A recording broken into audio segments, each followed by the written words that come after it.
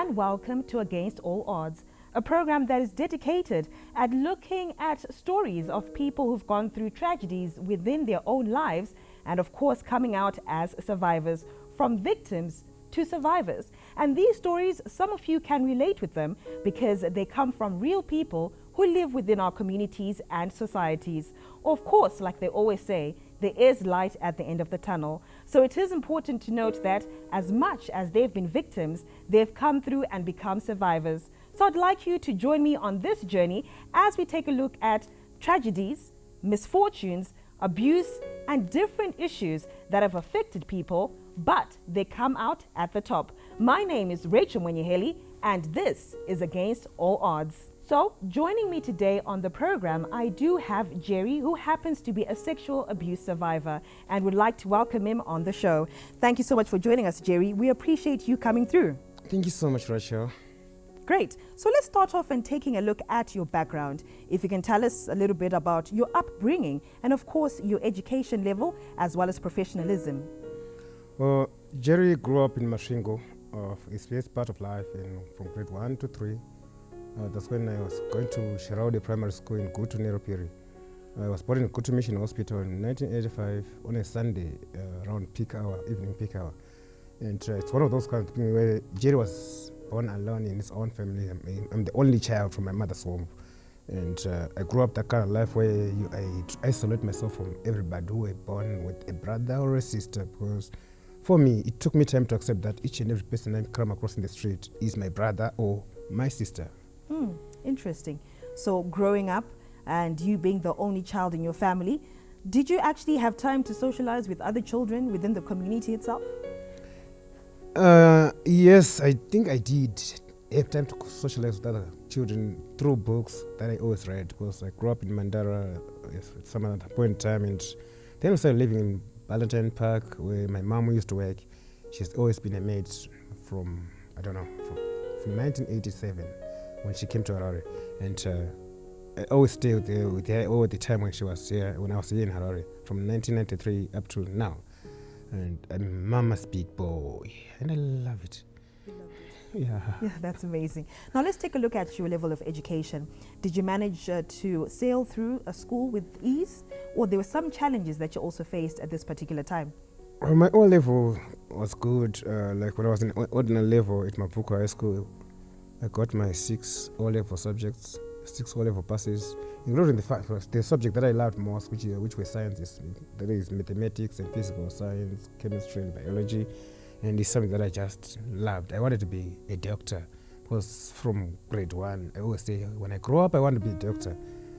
And I actually sailed through A level, where I did MPCB. I wrote my exams in 2005. That's when I wrote my A's. Then I was suffering from tuberculosis, and I got the treatment for tuberculosis. But the treatment weirded me out, and I came out with low grades, a D, another D, and an E. So it actually demoralized me. Then I begged my headmaster then at Mount Pleasant High School that, no, these are not my results. I proved myself to be competent enough in mathematics during the whole course period of the year. Then on examination, I had to fail. I said, I just said, give me a second chance. They said, no, Jerry, you can come and redo your A levels and see what comes out. So 2006, I rewrote my A levels, and I got 13 points in MPCB, amazing. Which took me later to the University of Zimbabwe, where I studied medical laboratory science. And I graduated in 2010 as a microbiologist. Yeah. Okay. I can hear that, from the sound of it, you're a very intelligent young man. Even growing up, you were always about your books. Can you say that your childhood had happiness in it before we can actually get into the tragedy that you actually got to face? When you're an only child, you self-isolate yourself from any other children. You don't play ball with other guys. You don't interact with them or socialize with them. You just try to refrain from them. And what keeps you most occupied is maybe entertainment, television, radio. But for my part, I was fascinated with reading and writing. And I'm a writer now, maybe because I read lots of books, because books always kept me cocooned in these lines, going through them one by one. and it will actually give me the privilege to just ignore or block any other person who want to talk to me or interact with me. All right, interesting. Now we want to touch a little bit on this particular segment about the tragedy that you went through. You're coming through on this program as a sexual abuse survivor, something that you went through. And obviously it's a tragedy that you have gone through. We're going to take a look at different things, but just in short, tell us in brief how you became sexually abused at a young age. Sometime in 1998, I was 11, and I used to stay with my mom where she worked as a maid. That's Ballentine Park, just across. Number 3 Urban. Yeah, she worked for Mr. Brian Williams and his family, Sarah Williams and their kids. So it was at this juncture when, at one point in time, I would see Mr. Williams. I'm not allowed to use those common words which are in the street, but he would do his stuff behind a tree, where he would take off his trousers and start playing with his genital until sometime he had actually some apparatus that he kept in his cocoon, so he was to use those things whenever he wanted to play his game. So as a child, it just fascinated me. What is this white man doing? You know, you're a black child, is seeing this white man and say, white man, okay, what are they doing? And I didn't even know what kind of game this guy was playing behind the tree. So at one point in time, he saw me peeping. I was one of those peeping Tom. So at one point in time, he caught me doing the peeping Tom kind of business. And said, "Come," and that's when he showed me what he was doing. And I was just, wow, when you're a child and you're seeing in adults genitals, it actually, that kind of moment. So it took me to this journey that I actually got fascinated the first day. Then some other time he said, come, like he'd give me some sweets. Until the time when he said, okay, do you know what this is? And it was a gun, I think a 9mm revolver or something like that. All right, Jerry.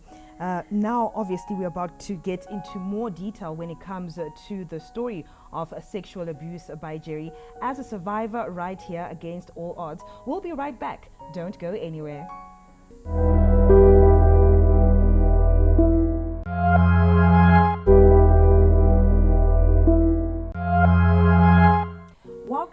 To Against All Odds. Now we are with Jerry, who is a sexual abuse survivor, and just before the break he was reiterating how he managed to be lured into the sexual abuse that he faced. But just to recap, Jerry, you were talking about at one point in time you were peeping Tom to your abuser, and he saw you and he called you and he produced a gun. When he produced the gun, what then happened at that time? I just felt this panic, and I actually panicked. The moment I panicked, Ceci told me that, no, now look, you're going to do what I'm going to tell you to do, and if you don't do this, I either kill you or fire your mom from her workplace. And because I was somebody who was dependent to my mother, who is the only thing I have in my life, the only person I know from birth. So I didn't want her to lose her job. At the same time, I feared death. So I just had to obey to what he said. And he forced me to suck his genitals using my mouth. And he actually erected in the mouth and forced me to swallow the semen and whatever it contains. I didn't know what it was. It was tasteless and slimy. I didn't like it. I didn't enjoy it. But because he had this gun, he told me not to tell anyone what had happened, except the two of us, knowing whatever had happened, to keep it as a secret between the two of us, or else he would execute his plans to kill me, then fire my mom. Okay. I want to just take a look at this. You were forced at gunpoint to perform sexual acts orally. That's what happened at this point. Yes. This was the first time. That was the first time, and constantly would come to the boys' car and she would take me whenever my mom was doing some other heavy duties and that did not need any disturbances. He would come to the boys' car and say, Jerry, come. And I would follow him in fear that maybe he has the gun or he doesn't have the gun. And he would take me to the tree where he used to do his games and do the same thing over and over again. He actually enjoyed oral sex than anal sex, and sometimes he would take my genitals and play with it until it is erecting and force it in on his anus to try and get that sexual appetite homosexual people desire all the time, or what they crave. So in short, you were sodomized as a child. In short, I was sodomized as a child, yes. How old were you when this happened? How old were you? I was 11 years old. You were 11 years old. Yeah. And how long did this go on for?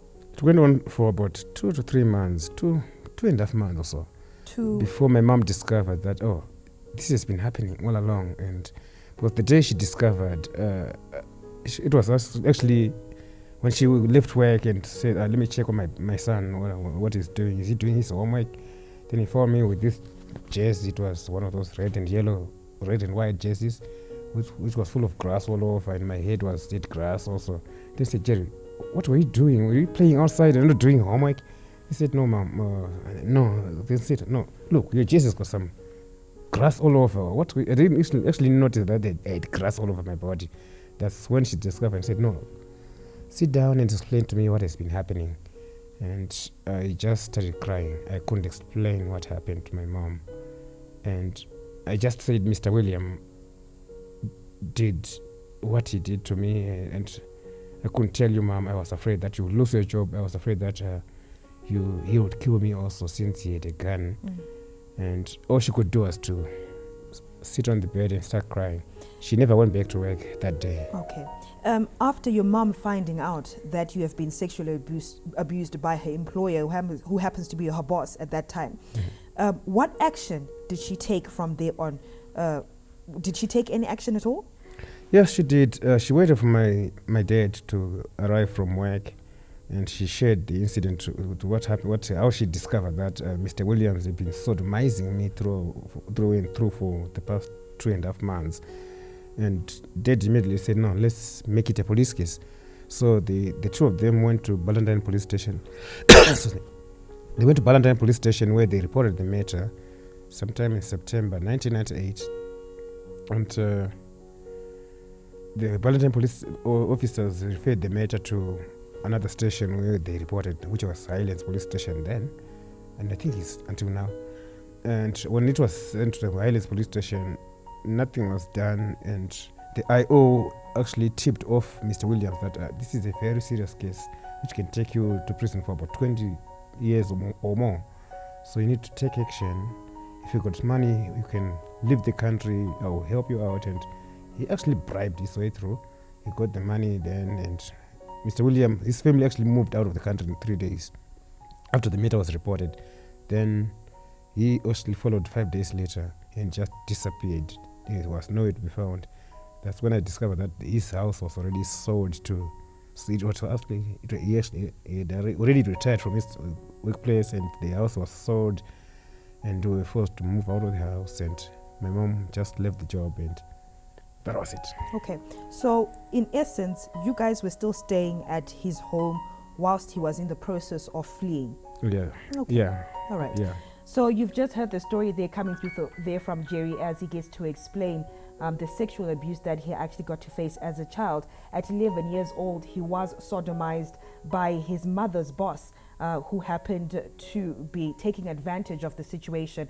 And as he said, that they did report the matter to the police, but the boss, that is Mr. Williams, managed to actually escape and flee the country. When we come back, we are going to be talking a little bit more about how he's managed to come from being a victim to a survivor right here on Against All Odds. Remember, if you would like to share your story with us, would definitely love to hear from you. Do get in touch with us with the contacts that are showing on your screen.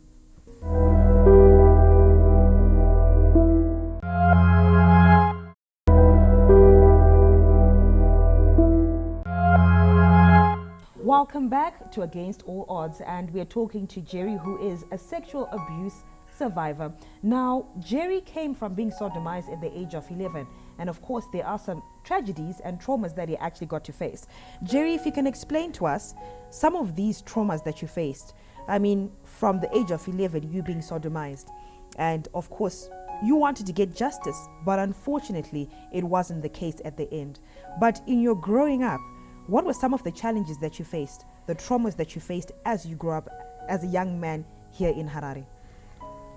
Firstly, I will say, when I got tested for HIV at the family support clinic at Harare Hospital, which was the then Harare Hospital, my parents decided to withdraw the results from me because I was still a kid, and they thought I can't understand this and I won't be able to take it if they just tell me that Jerry has been found HIV positive. But at some point in time, after turning 16, I constantly visited the New Start Center to inquire for my HIV status, and I got tested several times, more than 20 times, if I can say, just trying to understand what it meant to be positive or negative. I didn't understand what it actually meant. And also, the reason why I always constantly visited the New Start Center, I didn't believe that I am really HIV positive at this age. I think they made a mistake. Maybe one day I'll be negative. So that denial process kept me in this trauma until the time when a Messiah came and visited me and gave me some counseling. And actually his inspiration, Mr. Davis Masodze at UCE Bulawayo, he actually worked instrumentally to make me accept my HIV status and to move on with life. And he made me believe that being HIV positive was not the end of the world. I could still achieve a lot of stuff. So yeah, it was just one of those traumas. Then also secondly, the traumas that most of my peers at school, I didn't want them to know that Jerry is HIV positive, or else I would lose friends and I won't be able to participate in most of the activities that children do in school and off school. So I didn't want them to know. And that traumatized me more, that I had to keep it a secret. Until a certain period in time when I said, okay, I need to disclose this. Then I met Lynn Francis, who enrolled me in a support group at the Center of People Living with HIV and AIDS. And there were several workshops and activities which helped me understand what HIV really was and how it spread in the human body and what happens in it. Then in 2003, I got initiated in this antiretroviral therapy program, and it didn't just come lightly. I faced a lot of trauma. I mean, you know, when the body is not used to this tablet, this immune boosting kind of tablet, and you are just introduced into it, and you're coming from a TB treatment, and you're giving this tablet. So the dimensions were too horrendous for me to accept as a kid. Well, I got to say that, Jerry, you are definitely a survivor, and this story can actually get to inspire someone out there. Of course, the trauma that you faced is really sad as we actually get to hear it, but there's so many other people who've gone through this particular tragedy, and they don't know how to go about it, and you can serve as an inspiration to someone out there. Talking about overcoming, your obstacles, you went into support groups until you actually accepted your HIV status. How have you managed to come out on top, where people look at you and they cannot see that you've been through such a tragedy itself? From 2001, when I joined the Center of People Living with HIV and AIDS support group, I would like to say I buried a lot of my peers. I buried many of my guys whom we were close to. And then HIV was something that people feared, that, oh, this is a death threat. Once you're tested positive, you're automatically going to die. And anytime soon, you won't spend the next 5 years, you'll be dead. And for me, that was one of the traumas also. And I buried many people. But now, contemplating from 1998 to 2013, I think in September I'll be celebrating my 24th anniversary of knowing that I'm HIV positive and I can still go on with life. And it's one of those moments when I feel like I never gave a testimony of a victim of sexual abuse, but this was a testimony of a victor of sexual abuse and harassment. And I feel that I'm a victor, that after 24 years of knowing that this happened to me, being found positive and maintaining and consistently taking my antiretroviral therapy, I feel that yes, I can still go on. Now it's 24, next year it is my silver jubilee of keeping my baby inside me, whom I always constantly feed with these antiretroviral drugs, I love the fact that you refer to it as your baby, something that you take care of, which is very important for your health. One should make a covenant with this HIV that is in the immune system, that HIV, I keep you, I look after you, I give you food, and you depend on me for you to survive. If I die, I'll be buried with you down there. So let's take care of each other. You take care of me, and I'll take care of you. I'll eat healthy, I'll take your ARVs and everything. Oh, that's amazing. Now, as a professional, you're all grown up as a professional. I understand that you're into media, and of course, you're also into writing. Would you like to share your story with us on that briefly? Yeah, initially I started writing excuse me, as the result of the constant reading that I always did. Was most strong writers are strong readers also. Most good writers are strong readers, and I've been that kind of strong reader. And I just started writing short stories and poetry before I took my poetry on stage, where I started performing poetry on stage at the book cafe. From there, I went to the House of Hunger Poetry Slam. I went to Protest Arts Poetry Slam. And it's one of those moments when I grew in arts, I actually discovered that I'm not just a poet, I'm also an artist. Until the time when I went for Starbright 2018, and I came out one of the Starbright poets, grand finalist poets, and I won an award for that. And I've taken my poetry into publishing also, where I've published some set books of poems and some anthologies that I participated in, and actually revisited this HIV and AIDS thing in another anthology called We Are One, where I contributed about 8 poems together with some other 8 writers that were randomly picked by my publisher to just publish something to do with HIV and AIDS in various languages. That is Shona, Ndebele, English, and Chewa. So I took part of it, and writing is part of my life. And I'm not just a writer, I'm a film director and a producer. I'm not just into media, I love telling stories that are painful like this. I don't know if this is painful, but not to me. But yeah, I really love telling stories that are painful, because I don't make stories to entertain anyone, but to tell a story. I don't make movies to entertain anyone. I make a movie so that I tell a story of what happened to me in my life, what is happening to somebody else somewhere, and this silent voice who cannot speak up, I have to be that voice of the voiceless through moving pictures. And so it's something that I love doing here. And we want to say that we are so proud of you. Thank you so much for sharing your story with us right here on Against All Odds. And of course, you are actually a survivor, and we are so proud of you because you've come out victorious at the end of the day. Thank you so much, Risha. Well, there you have it, Jerry coming through as a survivor, from being a sexual abused victim to a survivor. And of course, his story can get to inspire you out there to make sure and realize that there is light at the end of the tunnel. Sometimes we may feel like it's coming all down on us and we've got nowhere to go. But remember, and it is always important to know that you can also be a survivor. Now, I would love to hear from you as well. If you have a story you'd like to share with us, please do get in touch with us and contact us with the numbers that are appearing on your screens. My name is Rachel Mwenyeheli, and of course, we'd like to thank Jerry one more time for coming through on Against All Odds, and of course, giving him a round of applause, saying that you are a victor and a survivor. Thank you so much, Rasha. Great. Until next time, do join us again on Against All Odds.